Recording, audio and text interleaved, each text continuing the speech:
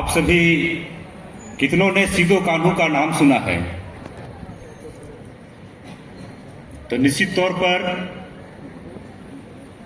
मैं उसी हुल की भूमि सिदो कान्हू की जन्मभूमि साहेबगंज से ताल्लुकात रखता हूं।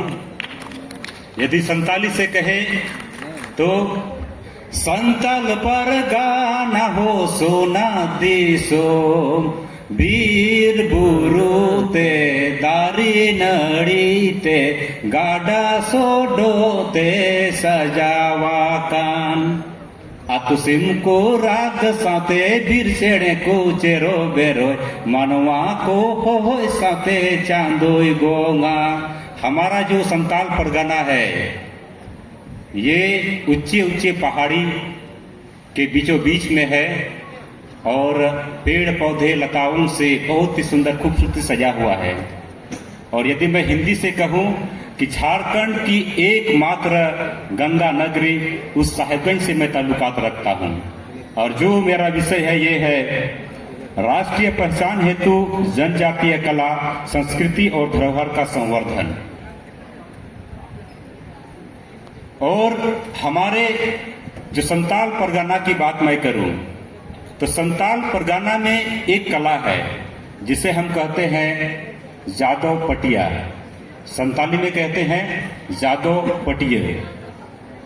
हालांकि अनेकों लोगों में या हमने भी इससे पहले कभी भी इस जादव पटिया के बारे में सोशल मीडिया में सर्च नहीं किया था, क्योंकि ये हमारे ही घर के आसपास की चीजें हैं। तो उन सब चीजों को मैं कभी भी सर्च नहीं करता हूं जो मेरे घर के आसपास की हो। तो लेकिन हमने बहुत लोगों से सुना और देखा कि कहीं ना कहीं जादव पटिया लोग उसे कहते हैं कि ये जादुई चीज है। लेकिन जादव पटिया जो चित्रकला है वो जादुई चीज नहीं है। वो जादव बनाते हैं जब बच्चे जन्म लेते हैं, जन्म के 3 दिन या 5 दिन के अंदर जादव को बुलाया जाता है या फिर किसी हटिया के एक विशेष जगह में वो बैठते हैं। वहां पर लड़कों का कान छेदा कराते हैं, लड़कियों का नाक छेदा कराते हैं। जादव पटिया का बहुत सारा ये भी आप सर्च कर सकते हैं इंटरनेट में कि कहते हैं कि एक पटिया नुमा आकार आता है, उसमें चित्र रहता है। लेकिन वो बात नहीं है। हम लोग, मैं पहले भी कहा हूं कि जादव पटिया, जादव पटिया, जादव पट्टी की दिया है, छेदा किया, जादव ने छेदा किया, तो वहीं से ये शब्द निकला है कि जादव पटिया, जादव पटिया। तो विशेषकर ये जो हमारी कला है ये झारखंड की सबसे प्रसिद्ध, सबसे लोकप्रिय कला है।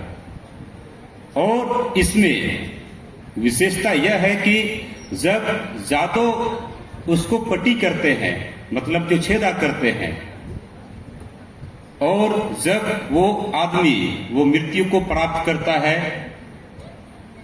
इसके बाद जादव के मन में वो बिना जाने ही, कोई उसको नहीं बताता कि जिसका आपने बचपन में पट्टी किया था, छेदा किया था, वो अब नहीं रहे, उसको कोई सूचना नहीं देता है। वो अपने आप ही उनके मन में चला जाता है और वो कभी कभी अपने घर में उस आदमी जिस तरह वो बचपन से लेकर के अंत तक रहे और क्या क्या उसकी जरूरतें हैं जो कि लोग उसको नहीं दे पाए, या तो परिवार वाले या तो उसके सगे संबंधी नहीं दे पाए, तो उसका वो चित्र बना करके लाते हैं। और तो हमें विलीन नहीं होते हैं, हम अगोचर होते हैं। हम जब मरते हैं तो हम लोग कहते हैं कि बोंगा तलाई नाय, अर्थात पुरखों की पंक्ति में चले गए, उसको उमूल आदर करते हैं, अतान आदर करते हैं। वो कभी भी पंच तत्वों में विलीन नहीं होते हैं। आपने सुना होगा कि संतान जब भी नाम रखते हैं तो उनका नाम उनके दादाजी के साथ है। क्योंकि मेरा नाम बिट्टू इसलिए हो गया क्योंकि जब मेरे पिताजी जेल चले गए थे तो जो नाम निकाले थे वो इतना नहीं थे, मतलब स्कूल में जो रहता है ना, तो इतना जानकर उनको